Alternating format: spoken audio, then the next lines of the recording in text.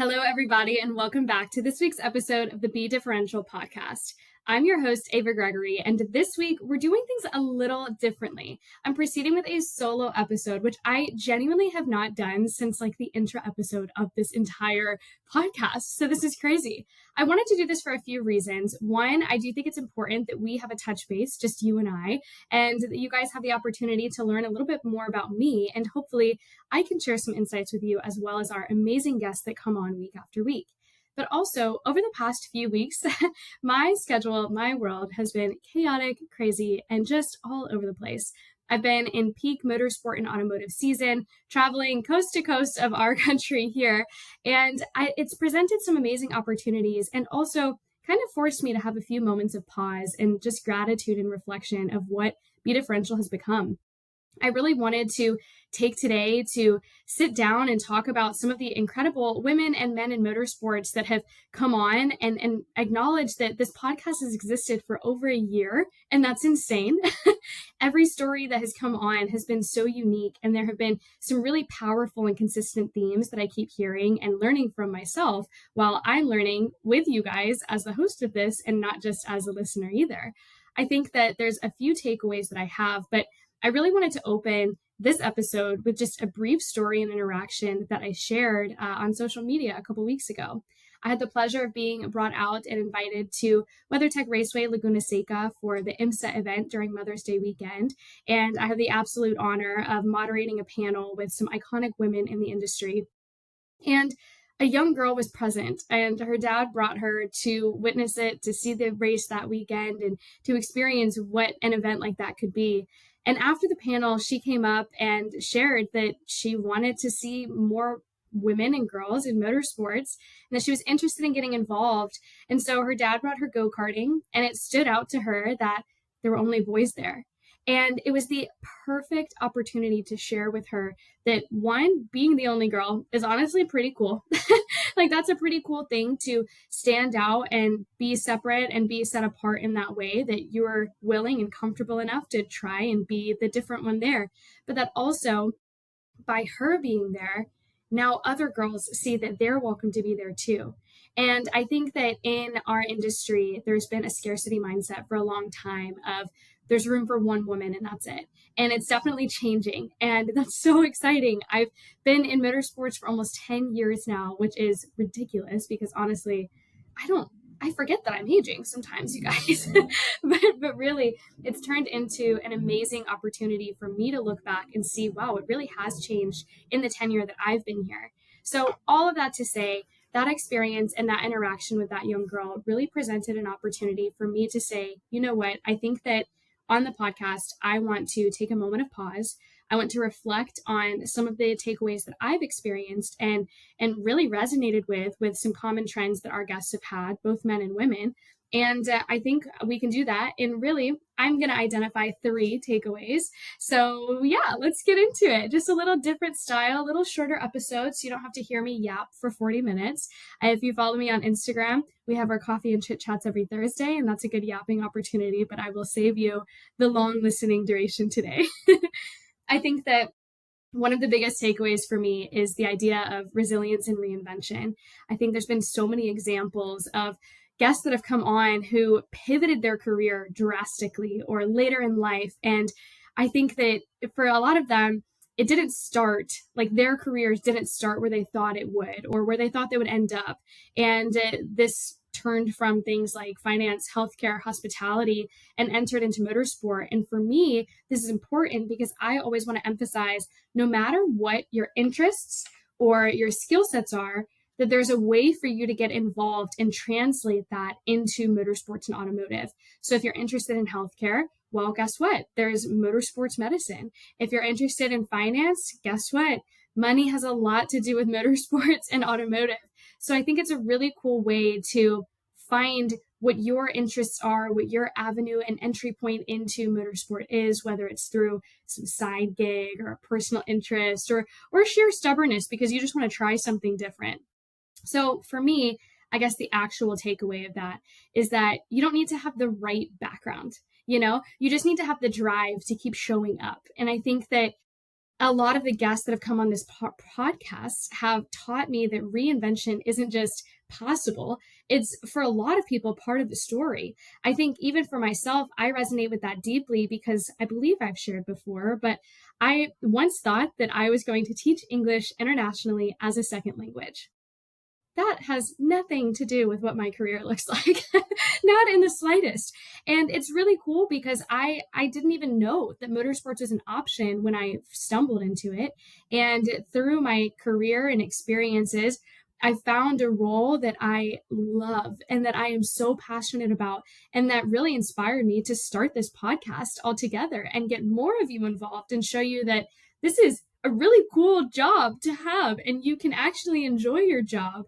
But if I wasn't willing to get a little inventive, try something a little different, I would not be here and I would not enjoy what I do every day. And don't get me wrong, like every job, there are days where it's not butterflies and roses. There are days that frustrate me, and there are days that just make me question. But at the end of the day, the people in automotive and the fact that I get to tie my hobbies and my passions into my daily work is so fulfilling and rewarding. And it's just been so cool that podcast guests that have come on Be Differential have shared a similar experience in not being where they thought they would be and in being willing to try something a little outside the box and then finding what really fulfilled them. And I'm just reemphasizing, and I hope I don't sound too redundant throughout this whole episode because it's just me yapping, but I want all of you, the listeners, and the people that have the slightest bit of interest in this to see that there are avenues and entry points. There are ways that you can get involved, and that not only can you, but that you belong here. And how cool is that? Okay, all right, I'll stop rambling. We'll go to the next point. I think that I've always talked to you guys, whether as the host of this or on social media, or just if you've met me in person, the power of community and networking specifically.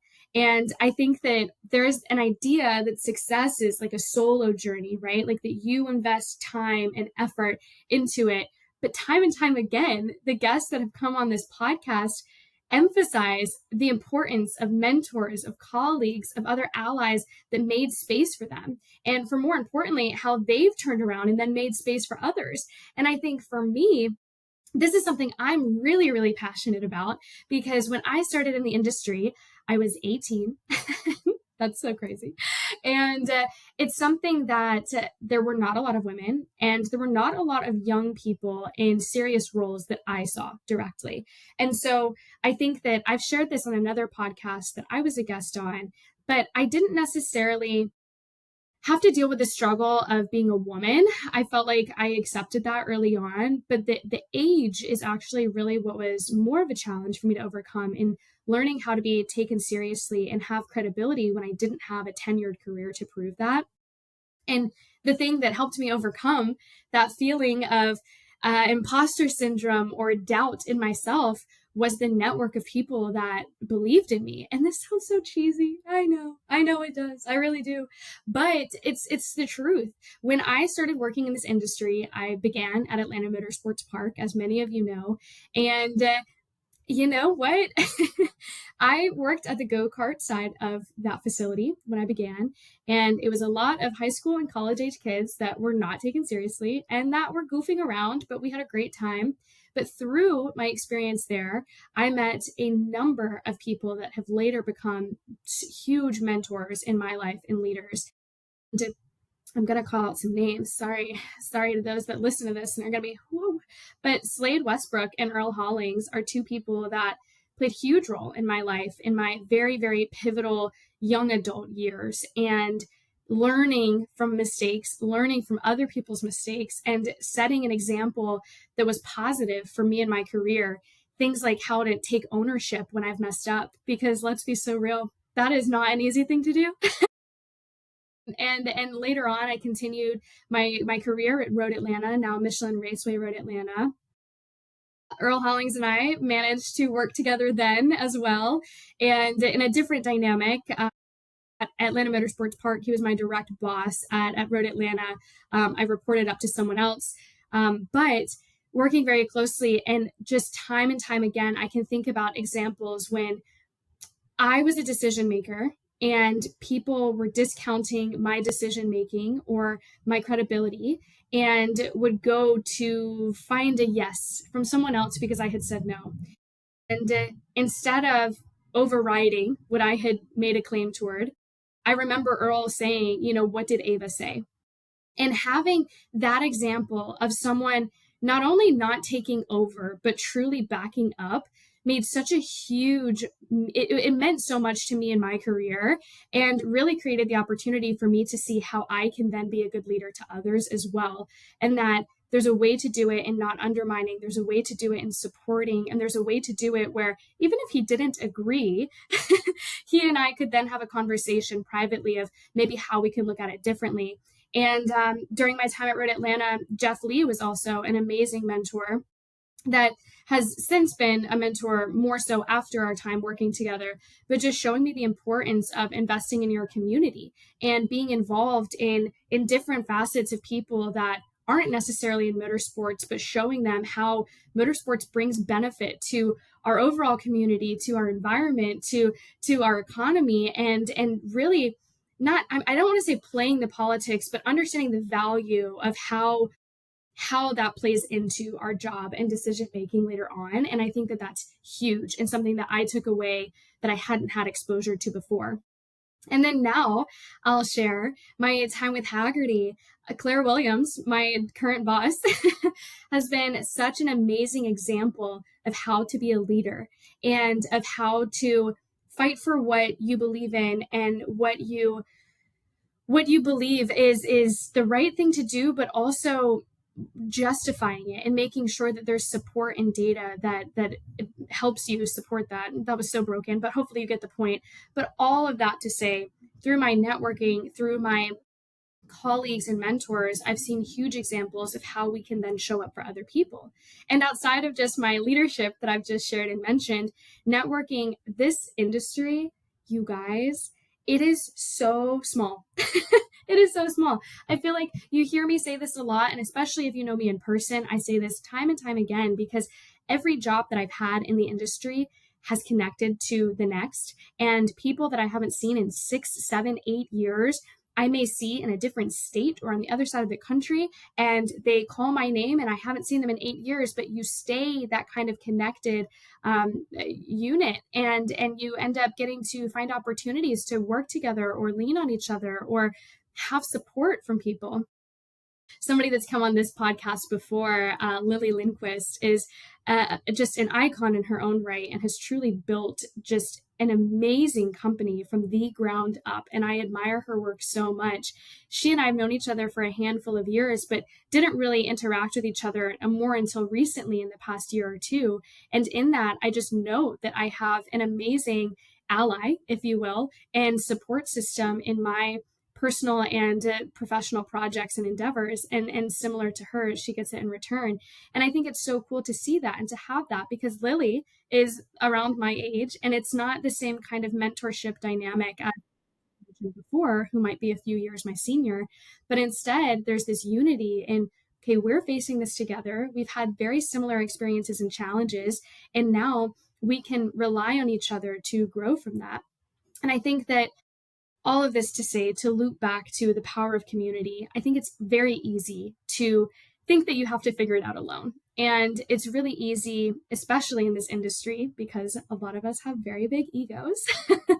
But the truth is, we are often each other's best support system, whoever your neighbor is, whether it's a woman or a man, because I have said on this podcast before, and I still stand by it, that just because you're a woman does not mean you need to only seek mentorship from other women. Men have such a strong place in this industry, and that is not only beneficial, but really helpful and impactful when you're trying to learn and understand. Don't limit yourself and your mentorship. All of that to say, we are truly, if you're already in this industry, each other's best support system. If you're someone interested in coming in, lean on people that are already in the industry and can share it. So whether it's sharing job leads or partnering on projects or being very transparent about the challenges, we are all the ones that are building the table and pulling up more chairs. There's no longer this notion that there's only so many seats at the table. And that's what I'm so excited about in this motorsport industry, and in the generation that I've gotten to see it in and throughout my tenure, is this power of community and inviting and inclusion and whatever, call that however you want it, label it however you want it, but that rocks. That rocks so much. And quite frankly, if we want to keep seeing the power of our industry grow and we want to keep seeing it expand, then we do need to be welcoming and inviting. We need to make sure that people, no matter who they are, what they look like, how old they are, what their interests are, see versions of themselves already here. Because how exciting is that? Okay, again, I'm getting empowered by my own self. Now I don't have shade in that, but I'll calm it down. I'll calm it down. Let's go to kind of transitioning to the third point that I've taken away from listening back to some of the episodes and different guests that have come on. And I think I just kind of segued into it a little bit, but really it's confidence in challenging the norms that have been around. I think that confidence is something that in this industry, sometimes it can feel like you either have it or you don't. I think that I mentioned big egos a second ago, and that it can be very easy to think that we are self-assured, but finding that balance of knowing when to be confident and then knowing when it's okay to not know everything. But the fun thing that I'm about to talk about is, again, this confidence in challenging what we have seen as the norm, what we have seen as we've always done this, okay? So I'm talking about the kind of confidence that shows up in meetings, in leadership, and on track. And I'm going to speak specifically to women really quick, but also including the younger generation, or maybe those less tenured in this industry. We are constantly navigating stereotypes, doubters, being underestimated, and yet we're still persisting. And this is not some what's it called? Like some speech of, oh my gosh, what is that word? A speech of whatever. I'm not trying to hype you all up here. I'm just saying, truly, there are things that we have to navigate. A couple of weeks ago, I was having a conversation with actually a mentor at dinner and was sharing that there are things earlier in my career that I definitely had to deal with that he never needed to. And it was, well, what did Eva do to get to that position? Or how do we know that she's qualified for it? Okay, but first of all, I'm about to show you how I'm qualified. Second of all, it really is things we still have to confront. We still have to navigate, specifically as women and specifically as younger generations coming in, that as long as you're willing to learn, you still belong here. You don't have to be here for 2 decades to belong here, okay? Anyway, sorry, let me... I'm not trying to lecture you guys, I swear. But all of that's to say, there really is something incredibly powerful about hearing how people who have faced adversity earn respect without trying to be anyone else while still maintaining authenticity. And I think that a lot of guests on the BeDifferential podcast have taught me that challenging norms isn't always loud. Sometimes it looks like quietly being excellent until nobody can ignore you. And wow. Honestly, wow, Eva, that was good. Let's hold on to that one. No, but really, I think if you know me, I have a very bold personality. I have never been shy in any circumstances, really. And I think that when I was younger in my career, I did always want to be the loudest person in the room to prove, no, I swear I know this, or acknowledge me that I'm here. And luckily, thank God, throughout my tenure, I've been able to take a step back, take a moment of pause, acknowledge the power in not necessarily being the loudest person in the room or the most abrasive person in the room or even the most eager person in the room. And I think that has really set me up to be in a really positive position to not only make an impact for who I am and what my career looks like, but also being a better leader and not needing to lean on my own ego as a leader, but being able to lean on the teams that I support and the teams that I do lead. And in turn, I'm now empowering the next team to come up and enabling their confidence to grow. So long as it's warranted, you know what I mean? I'm not going to enable somebody that's just absolutely arrogant, but hopefully you get the point. Hopefully that resonated. Okay, I'm really yapping. But it's so weird to do these by myself now, but I just feel like, again, there's been so many opportunities lately where I do want to take a minute to just acknowledge what this podcast has meant to me, what this community has meant to me, how many of you have shown up and supported from the beginning. And I think I said this on an Instagram story not long ago, but it really made me emotional just thinking about those of you that have been here from the beginning. And I created this platform to emphasize the voices that aren't often on a pedestal or often projected loudly. And I have taken away so much just from being the one asking the questions and getting to hear rather than just yapping myself. And my God, this podcast has been so rewarding, and it's so easy to compare myself and to question, oh, why is it not where I want it to be yet? Or is it really doing anything? Is it really making an impact? But my goodness, you guys fill me so much with support, and I just, yeah, now I'm just getting sappy, but it really means a lot. And I've learned a lot from the guests that have come on this podcast. I'm starting to believe that you guys are taking away a lot from this, and it just means so much to me. So, okay, what all have I learned from the guests on this podcast and people in motorsports? That resilience, community, and quiet confidence can be truly revolutionary. Our journeys never, ever need to look a certain way, and that sometimes the most powerful thing we can do is just begin. So many guests that have come on this podcast are not where they ever thought they would be in the most positive way. And many of the guests on this podcast just said yes to one thing, and it has turned into such an amazing journey. And I just want to take a moment, and if this episode resonated with you at all, I really would love to hear from you guys. I feel like on these episodes, I don't typically, say, hey, chat with me or whatever, but truly send me any questions you have. Talk to me about the things that you've taken away from BeDifferential. And maybe share your own story of what you've learned from women or mentors in your life that have made an impact, because I guarantee that they'll translate to somebody else. So all that to say, thank you again for coming on, to all the guests that have. Thank you. Your stories to the I'm literally like low-key getting emotional. Like I'm like, okay, thank you to all the guests that have come on the BeDifferential podcast. Truly, your stories are shaping this space in ways that you may not even realize. And I am so honored and lucky to be able to be a part in sharing your story and your journey, and getting your experiences out to others that maybe have questions, maybe you're curious.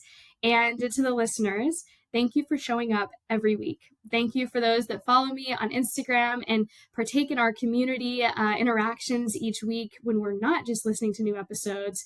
And please, whenever you guys have stories to share or you're doing something cool, feel free to tag BeDifferential Podcast or send me a note or a quick text or message or whatever it is. I really do love building this community with you all. And again, this episode is a little different than normal, but I felt absolutely pulled to just take a moment of gratitude. How has this podcast been out for over a year already? You have presented me with so many opportunities, and I'm truly honored. Thank you all for listening, and we'll see you next week. Bye-bye.